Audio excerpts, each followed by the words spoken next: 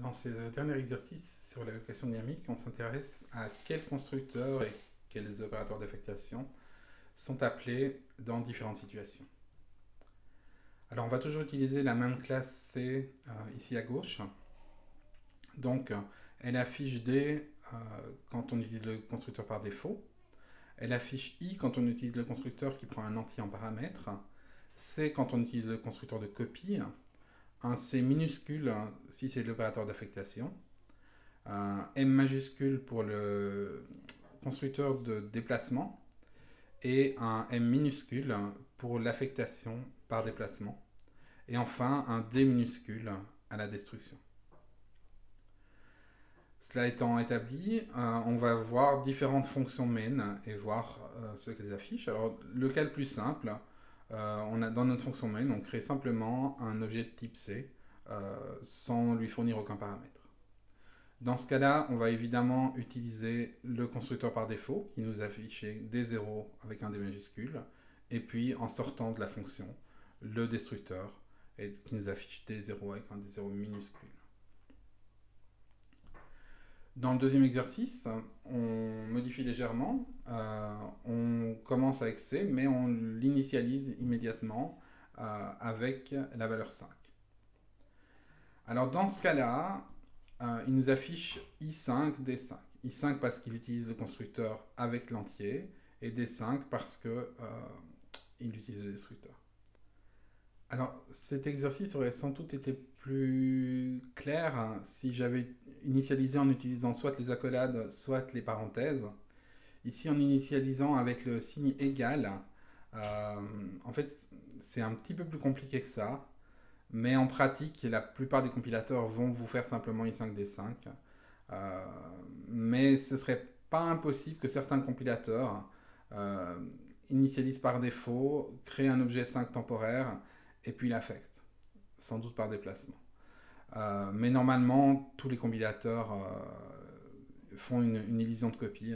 Et donc, dans ce cas-là, considèrent le signe égal comme une initialisation et pas comme une affectation. Dans le troisième exemple, ici on a séparé la déclaration de C et puis le fait de lui donner la valeur 5. Et donc on va d'abord à la première ligne appeler le constructeur par défaut, donc D0. Et puis à la ligne suivante, on écrit C égale 5. Alors on n'a pas d'opérateur égal qui prend un entier en entrée. Les seuls opérateurs égaux qu'on a sont une affectation depuis une copie ou depuis un déplacement d'un objet de type C. Et donc pour pouvoir faire C égale 5, en fait on va devoir créer un objet temporaire de type 5. Et donc on va faire un I5 à la ligne suivante. Donc cet objet temporaire est créé et puis on va l'affecter. Et donc on va utiliser un des opérateurs d'affectation, soit celui par copie, soit par déplacement. Et comme c'est un objet temporaire, on peut utiliser celui par déplacement. Et donc on va faire un petit M5. Et puis il nous restera à détruire. Alors donc pour résumer, on a d'abord constructeur par défaut, D0. Constructeur avec l'entier pour créer un objet temporaire, donc I5. Déplacement de cet objet temporaire dans notre variable C, M5. Et puis on doit détruire deux choses. On doit détruire d'une part notre objet temporaire et d'autre part notre variable C. Alors on détruit d'abord l'objet temporaire en sortant de la ligne C égale 5. Cette destruction, elle va nous afficher D0 parce que l'opérateur d'affectation par déplacement, il met à 0 la valeur qu'il a déplacée. Et donc c'est pour ça qu'on a un D0. Et puis on a un D5 parce qu'on détruit l'objet C. Dans le quatrième exercice, nous créons donc un objet temporaire 5 qu'on utilise pour initialiser C. Alors on pourrait penser que ça nous donne exactement le même affichage que précédemment, mais en fait non. Quand on fait ça, il y a élision de copie dans la plupart des compilateurs, et donc il va juste nous afficher I5D5. Donc le compilateur se rend compte que ce qu'on fait, c'est initialiser directement avec la valeur, Et donc il ne va pas créer un objet temporaire et le déplacer. Il sait bien que cet objet temporaire, c'est celui qui est utilisé pour C. Et donc il simplifie les choses. Mais c'est une optimisation de compilateur. Dans le 5e exemple, alors nous allons créer deux objets. Alors on commence par créer C, donc avec une valeur par défaut. Donc on aura des zéros. Et puis on va appeler la fonction f4 qui crée donc un objet de type C avec la valeur 4. Donc il va nous afficher i4. Et puis il va retourner cet objet pour l'affecter dans le C de la fonction main. Alors quand on retourne un objet comme ça, la valeur retournée, la valeur qui est retournée vers une fonction, c'est un objet temporaire. Et donc l'affectation dans la fonction main va être une affectation par déplacement. Et donc on va avoir petit m4 qui apparaît. Et puis on va détruire l'objet temporaire qui nous était retourné, ça nous fera un D0. Et détruire la variable C, ça nous fera un D4.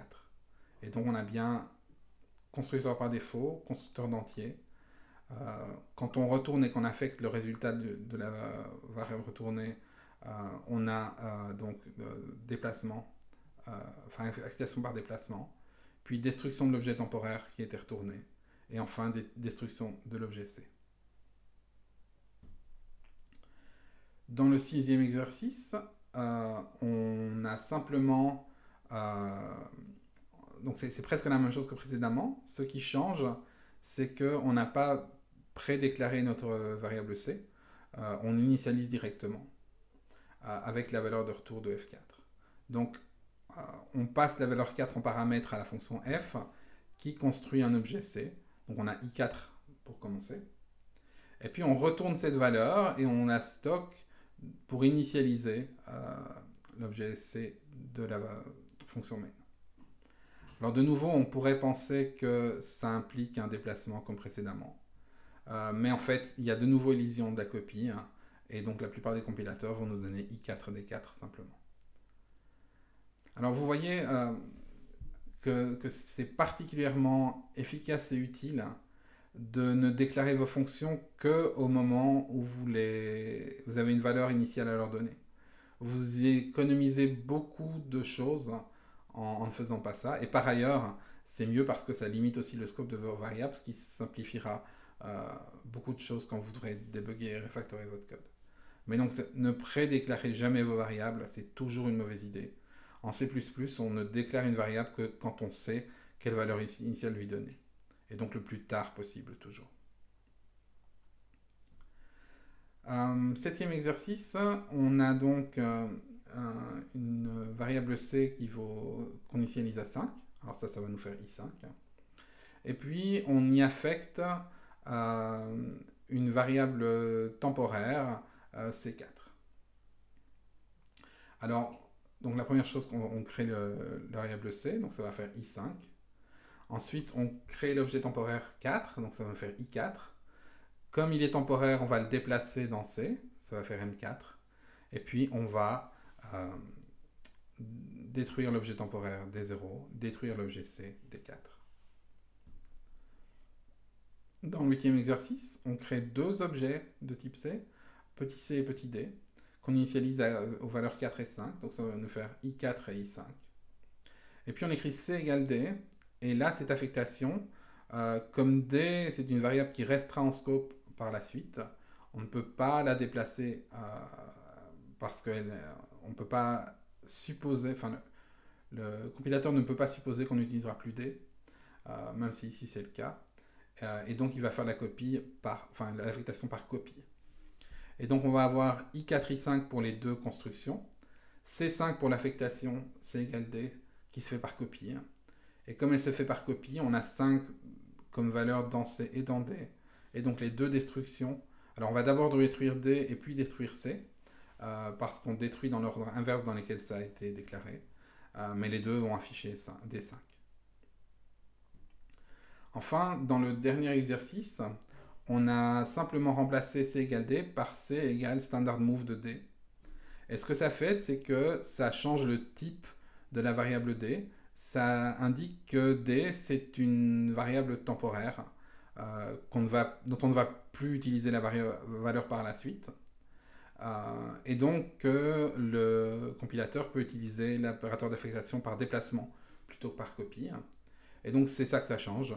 Donc, on a toujours i4, i5 pour les deux premières lignes qui créent les objets C et D avec les valeurs 4 et 5. Et puis, la ligne C égale move de D, elle va nous faire M5 parce qu'on utilise l'opérateur d'affectation par déplacement. Ensuite, on sort, on détruit d'abord D. Alors, D, comme il était déplacé, maintenant il a la valeur 0 dans ce cas-ci. Et enfin, on détruit C, qui fait donc D5.